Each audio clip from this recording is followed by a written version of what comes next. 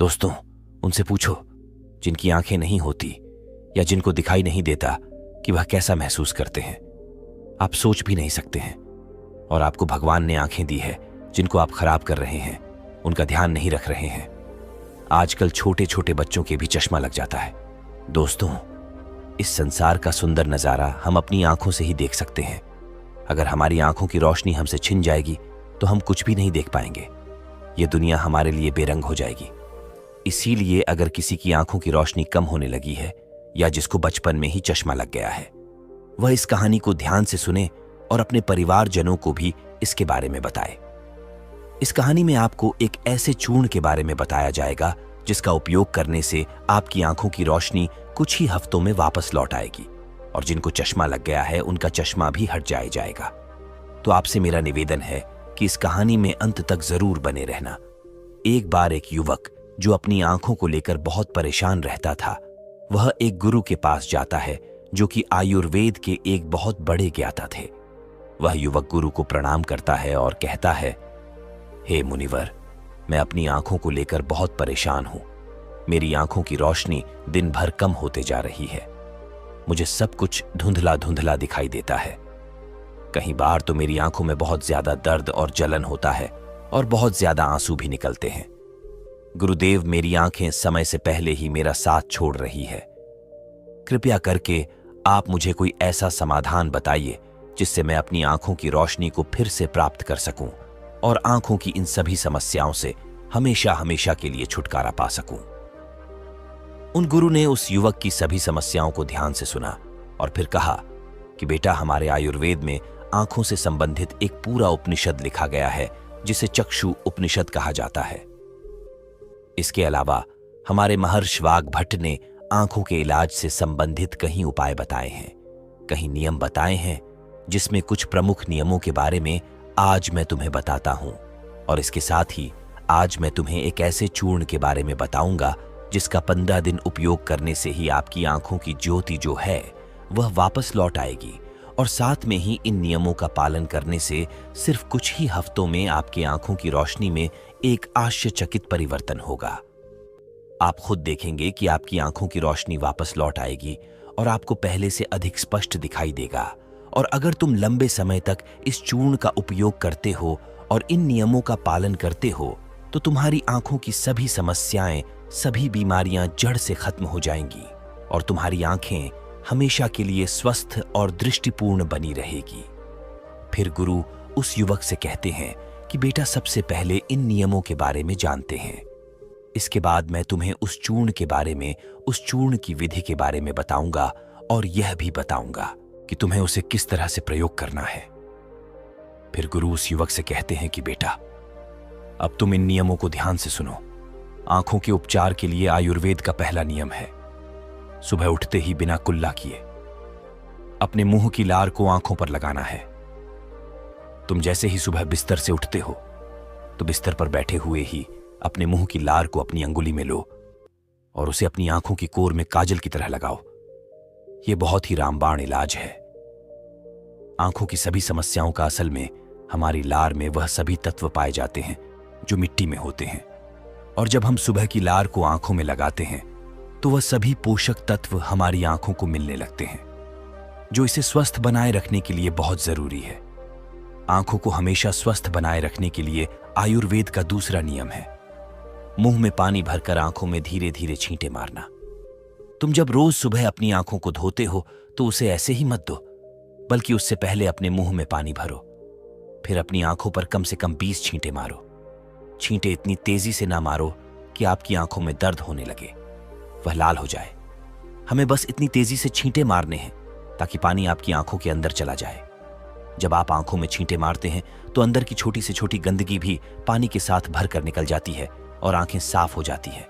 और मुंह में पानी भरने का कारण यह है कि जब हम आंखों में छींटे मारते हैं तो आंखों का कचरा जो है वह मुंह के रास्ते से ना जाकर सीधे आंखों से ही पानी के साथ बाहर निकल आए, क्योंकि आंखों की कहीं बीमारियां सिर्फ आंखों में धूल मिट्टी जाने के कारण या कचरा जाने के कारण पैदा होती है।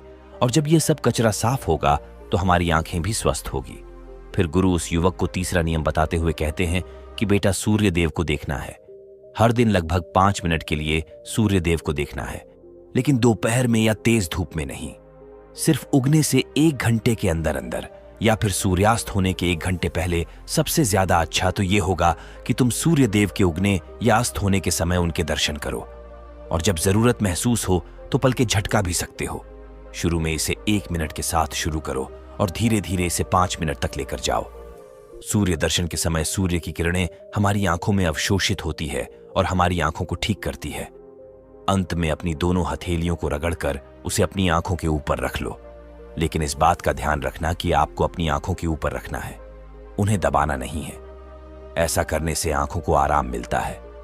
चक्षु उपनिषद में सूर्य देव को आंखों का वेद कहा गया है। फिर गुरु उस युवक को अगला नियम बताते हुए कहते हैं कि आंखों का व्यायाम करो। आप इसे किसी भी समय कर सकते हैं, लेकिन सुबह और सोने के पहले करने से यह ज्यादा फायदा देता है। इसके लिए सबसे पहले तो अपनी आंखों को 10 बार ऊपर नीचे करो। 10 बार ऊपर करो और 10 बार नीचे करो। जितना हो सके उतना ऊपर करो और जितना हो सके उतना ही नीचे लो। लेकिन इस बात का ध्यान रखना है कि आंखों के साथ सर नहीं घूमना चाहिए। सर स्थिर होना चाहिए। सिर्फ और सिर्फ आपकी आंखें घूमनी चाहिए। आंखों को ऊपर नीचे करने के बाद आंखों को 10 बार बाईं ओर और 10 बार दाईं ओर लेकर जाओ। इसके बाद 10 बार आंखों को ऊपर कोने की ओर और 10 बार आंखों को निचले कोने की ओर लेकर जाओ। इसके बाद आंखों को गोल गोल घुमाते हुए एक वृत्ताकार आकृति बनाने का प्रयास करो। आंखों को 10 बार दाहिनी और गोल गोल घुमाएं और 10 बार बाईं ओर गोल गोल घुमाएं। फिर सबसे जरूरी व्यायाम, अपने हाथ के अंगूठे को अपनी दोनों आंखों के बीच में रखो और अपने नाखून के हिस्से को देखो और बिना ध्यान हटाए धीरे धीरे अपने अंगूठे को दूर लेकर जाओ। इस दौरान आपका पूरा ध्यान अंगूठे के नाखून पर होना चाहिए। जैसे ही अंगूठा दूर जाए तो सारा ध्यान अंगूठे से हटाकर उसके पीछे वाली चीज पर लगाओ।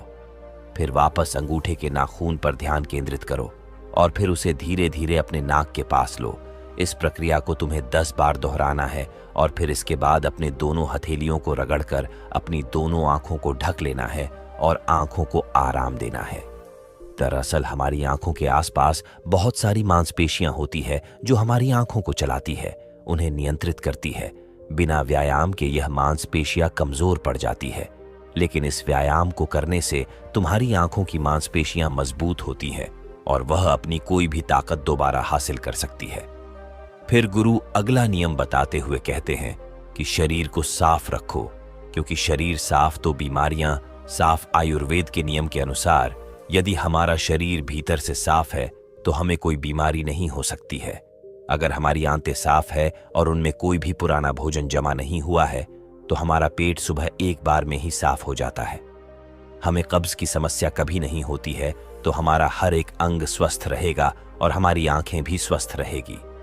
अपने शरीर को अंदर से स्वस्थ रखने के लिए तुम्हें रोज 16 घंटे का उपवास या फिर एक दिन 24 घंटे का उपवास करना चाहिए।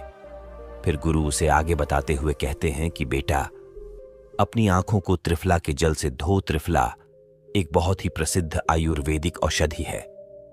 महान ऋषि वाग्भट ने त्रिफला को इंसानी शरीर के लिए अमृत तुल्य बताया है। त्रिफला जैसे ही उसका नाम है, ये 3 फलों से मिलकर बना है। पहला है आंवला, दूसरा है पहेड़ा और तीसरा है अरहर। त्रिफला को बनाते समय इन तीनों की मात्रा का ध्यान रखना बहुत आवश्यक है। त्रिफला बनाने के लिए आंवला, बहेड़ा और अरहर का अनुपात 1 अनुपात 2 अनुपात और 3 अनुपात होना चाहिए। यानी आंवला 3 गुना, बहेड़ा 2 गुना और अरहर 1 गुना होना चाहिए। इन तीनों को सुखाकर इनके बीज निकालकर इसे अच्छे से पीसकर मिला लीजिए। इस तरह से त्रिफला का चूर्ण तैयार हो जाता है। फिर इसे किसी मिट्टी के बर्तन में रख दीजिए और 1 चम्मच त्रिफला चूर्ण को 2 गिलास पानी में रात में भिगोकर रख दें और सुबह उसे छानकर अपनी आंखों को उससे धो लीजिए। ऐसा करने से बहुत ही तेजी से आंखों की सभी समस्याओं में आराम मिलता है और आंखों की रोशनी बहुत ही तेजी से बढ़ती है। त्रिफला न सिर्फ आपकी आंखों के लिए बल्कि हमारे शरीर के लिए भी बहुत फायदेमंद होता है, क्योंकि यह वात, पित्त और कफ तीनों दोषों को नियंत्रित करता है। शरीर को साफ करने के लिए त्रिफला को 2 तरीके से लिया जा सकता है, एक रात को और दूसरा सुबह। अगर आप त्रिफला सुबह लेते हैं तो गुड़ या शहद के साथ लो, और यदि आप त्रिफला को रात में लेते हैं तो दूध के साथ या फिर गर्म पानी के साथ इसे ले सकते हैं। रात में दूध या गर्म पानी के साथ जो त्रिफला खाया जाता है वह हमारे शरीर को साफ करने का काम करता है। गंदगी बाहर निकालता है और सुबह जो गुड़ या शहद के साथ त्रिफला खाया जाता है, ये पोषक तत्व का काम करता है, यानी कि पोषक तत्व प्रदान करता है। इसीलिए जो व्यक्ति स्वस्थ है, जिन्हें कब्ज या पेट से जुड़ी हुई कोई भी दिक्कत नहीं है, वह त्रिफला को दिन में खाए, और जिन्हें पेट की सफाई करनी है, कब्ज की समस्या रहती है, वह इसका सेवन रात को करे। फिर गुरु उस युवक को अगला नियम बताते हुए कहते हैं कि बेटा, यह नियम बहुत ही लाभकारी है। इससे तुम्हारी आंखें और मन दोनों ही तेज बनते हैं। इसके लिए तुम्हें एक अंधेरे कमरे में दीपक या मोमबत्ती जला लेना है। फिर उसे इतनी ऊंचाई पर रखना है कि जब तुम बैठो तो वह तुम्हारी आंखों के ठीक सामने हो। ना ज्यादा ऊपर होना चाहिए और ना ही ज्यादा नीचे होना चाहिए। इसके बाद आपको अपने पीठ को सीधा करके आरामदायक स्थिति में बैठ जाना है और अपनी दृष्टि को उस दीपक या मोमबत्ती की ज्वाला पर, यानी ज्योति पर केंद्रित करना है और लगातार उस ज्योति को देखना है। इस बीच यदि तुम पलक झपकाना चाहते हो तो आप झपका सकते हो, लेकिन कोशिश करो कि जितनी देर तुम बिना पलक झपकाए रह सकते हो तो बिना पलक झपकाए रहो। थोड़ी देर में तुम देखोगे कि तुम्हारी आंखों से आंसू बहने लगेंगे, लेकिन चिंता करने की कोई जरूरत नहीं है, क्योंकि यह क्रिया हमारे आंसुओं के द्वारा हमारी आंखों की सफाई कर रही है। इस प्रक्रिया के बीच आप आंखों के आंसू को रोकने का प्रयास न करें, बस इन्हें बहने दें। इस दौरान अपने हाथों से अपनी आंखों को भी स्पर्श नहीं करना है। जब यह प्रक्रिया पूरी हो जाए तब अपनी दोनों हथेलियों को रगड़कर धीरे धीरे अपनी आंखों के पास लेकर जाओ और आंखों को ढक लो। यह प्रक्रिया रोज रात को सोने से पहले कुछ मिनट के लिए करो।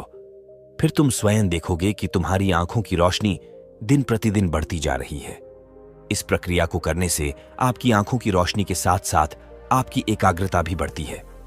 फिर गुरु उस युवक को अगला नियम बताते हुए कहते हैं कि किसी भी ठंडी सब्जी जैसे खीरा, लौकी और आलू के छोटे छोटे टुकड़ों को कुछ मिनट तक अपनी आंखों के ऊपर रखो।